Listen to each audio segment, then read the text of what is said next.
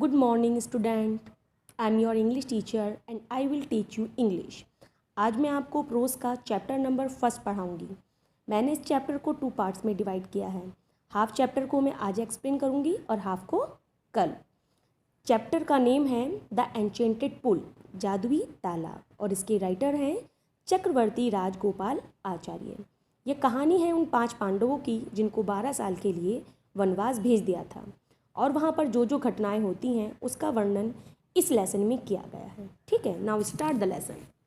Yudhishthir waited for his brother in anxiety and thirst. Yudhishthir अपने भाइयों का चिंता और प्यास में इंतज़ार कर रहे थे. Can they have been subjected to a curse. क्या वे किसी शाप से ग्रसित हो गए थे. और they still wondering about in the search of water. या अभी तक पानी की तलाश में जंगल में भटक रहे थे. Can they have been fainted. क्या वे बेहोश हो गए थे. और डाइड और थर्स्ट, या प्यास से मर गए हैं. Unable to bear this thought and driven by an overpowering thirst he gave up waiting and started out to look for his brothers and the pool hoping that he might find them. इन विचारों को सहने में असमर्थ होकर और अत्यधिक प्यास से ग्रसित होकर उन्होंने इंतजार करना छोड़ दिया और अपने भाइयों तथा तालाब की इस आशा के साथ खोजना शुरू कर दिया कि वह उसको खोज लेंगे. Yudhishthir proceeded in the direction his brother had taken and kept on walking through track full of wild bear and spotted deer and big forest birds till he came upon a beautiful green meadow around a pool of clear water.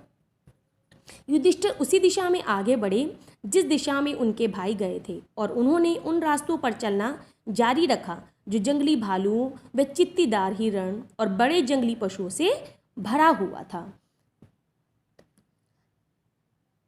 उसके बाद वे एक सुंदर घास के मैदान में पहुंचे जो कि साफ पानी के तालाब के चारों ओर फैला हुआ था. But when he saw his brother laying there like flagpoles, unable to restrain his grief.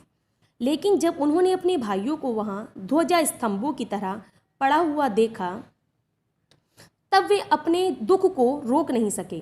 He lifted his voice and wept. तब उन्होंने ज़ोर ज़ोर से रोना शुरू कर दिया.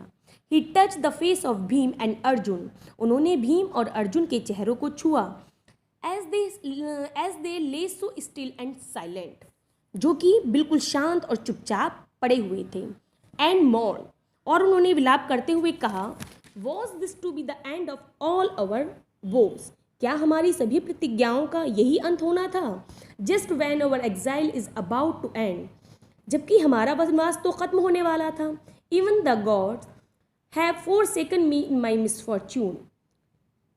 यहाँ तक कि देवताओं ने भी मेरा दुर्भाग्य में साथ छोड़ दिया. As he looked at their mighty limbs. जब उन्होंने अपने शक्तिशाली अंगों को देखा. Now so helpless, he sadly wondered who could have been powerful enough to kill them. जो कि अब असहाय पड़े हुए थे तो उन्हें दुख के साथ आश्चर्य भी हुआ कि इतना शक्तिशाली कौन हो सकता है जो उन्हें मार सके. Then he too descended into the pool.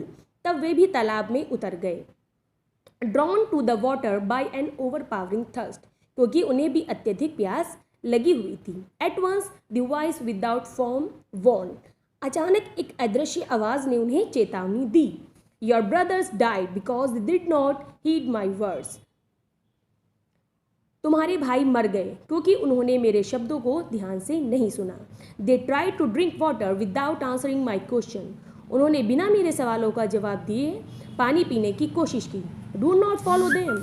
तुम उनका अनुसरण मत करो. Answer my question first. पहले मेरे सवालों का जवाब दो. And then you can quench your thirst. उसके बाद तुम अपनी प्यास को बुझा सकते हो. This pool belong to me. इस पूल का रखवाला मैं हूँ. It did not take Yudhishthir a moment to understand that these could be none other than the words of यक्ष. युधिष्ठिर को ये बात समझने में एक पल भी नहीं लगा कि यह यक्ष के शब्द के अलावा किसी और के शब्द नहीं हो सकते. And guess what had happen to his brothers. और अनुमान लगाया कि उनके भाइयों के साथ क्या हुआ होगा. It took him no time to see a possible way of bringing them back of life. और उन्हें जीवित करने का तरीका सोचने में उन्हें समय नहीं लगा. He said to the bodiless voice, उन्होंने अदृश्य आवाज़ से कहा, प्लीज़ आस्क योर क्वेश्चंस, आप अपने सवाल पूछिए।